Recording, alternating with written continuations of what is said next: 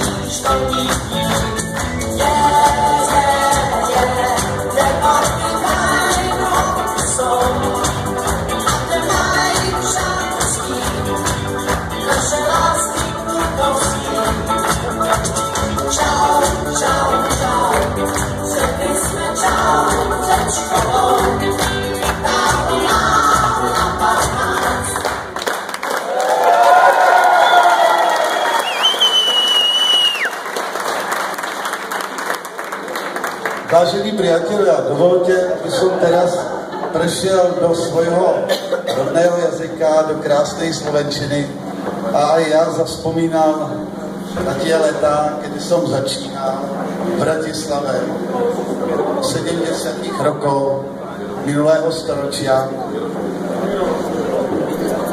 Začnem ze 70.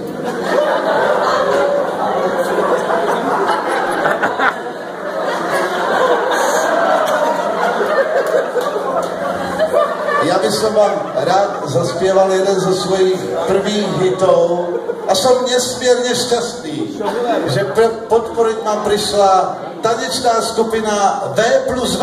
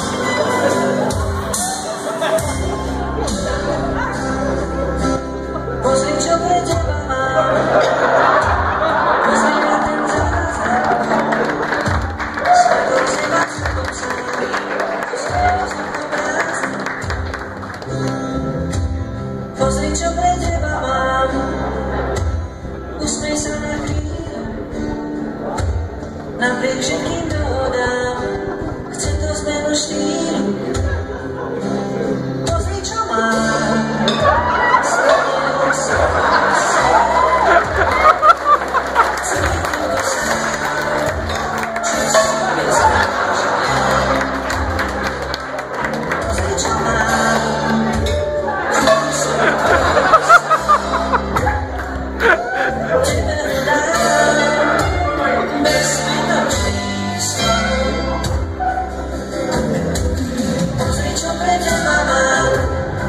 Zase to nepreháňaj. Spadou třeba rámenám, co se jich vzduchou brázne. Pozri, čo pre teba mám, posmej sa na chvíľu.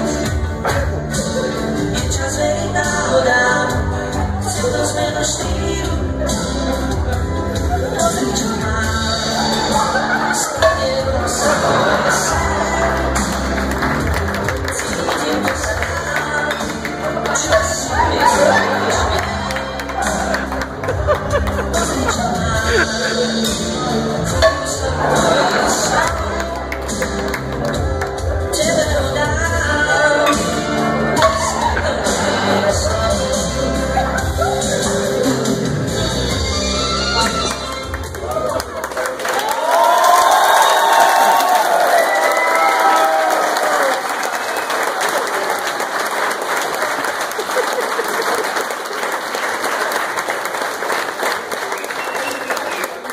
Vidím a i slyším, že tanečná skupina daleko zatěhnila můj zpěv, ale já jsem tomu rád. A nyní, přátelé, dám vám takovou trošku hádanku. Jestli pak víte, které jsou nejpopulárnější dvojice historie a legend. Možná byste hádali Tristana Isolda, nebo Oldřicha Božena, nebo třeba Romea a Juliana, to by si vzpomněl každý. Ale my si stejně myslíme, že daleko nejpopulárnější dvojicí je dvojice, která předznamenala celé naše tisíciletí. Eva a Vašek.